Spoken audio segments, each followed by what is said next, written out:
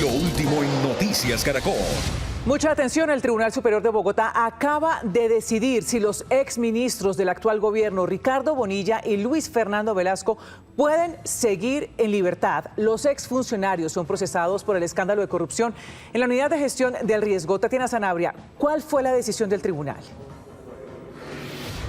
Mucha atención, la magistrada del Tribunal Superior de Bogotá acaba de decidir enviar a la cárcel a los dos exministros del gobierno de Gustavo Petro. Hay que recordar que la Fiscalía había solicitado una detención domiciliaria para estas dos personas. Sin embargo, la magistrada aseguró que esta no es suficiente y que hay que tomar los antecedentes de Carlos Ramón González y César Manrique, quienes se encuentran prófugos de la justicia por este mismo proceso. Hay que decir que los exministros responden específicamente por 3 delitos. Estamos hablando de cohecho por dar u ofrecer, interés indebido en la celebración de contratos y concierto para delinquir agravado. La ampliación más adelante. Noticia en desarrollo en Noticias Caracol.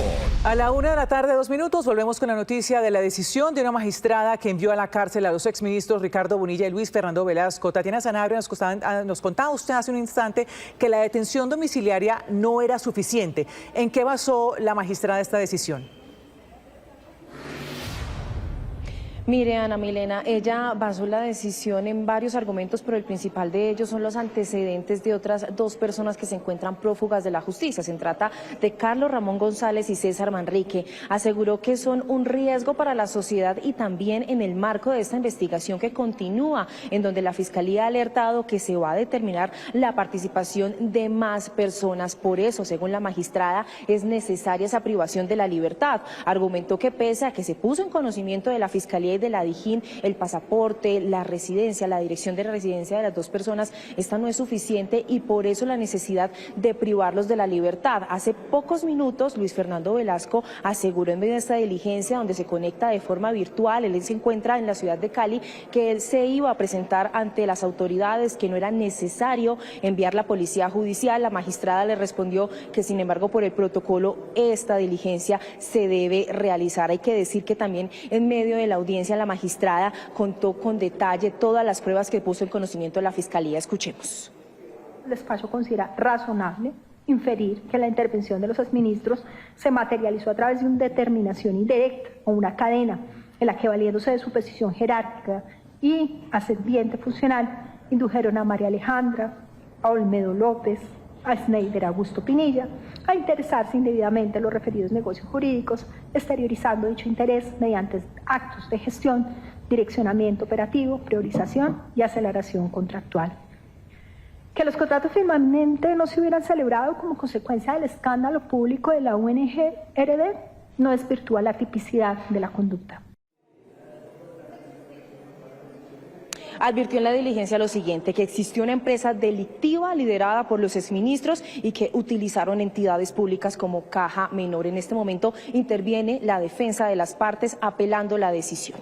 Sí, ya escucharemos lo que diga la defensa, Tatiana, pero ¿se sabe en este momento qué va a pasar ahora o en las próximas horas con los exministros Bonilla y Velasco?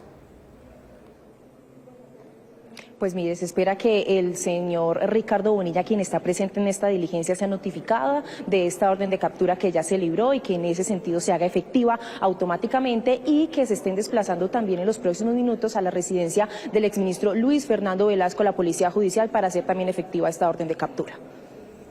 Sí, señora Tatiana, y es que a propósito de esta determinación del Tribunal Superior de Bogotá, son varios los exfuncionarios del actual gobierno que han sido salpicados en este escándalo de corrupción de la Unidad Nacional para la Gestión del Riesgo. Empecemos por los detenidos hasta el momento. Tenemos en primer lugar a Olmedo López y a Sneider Pinilla como los delatores de este entramado.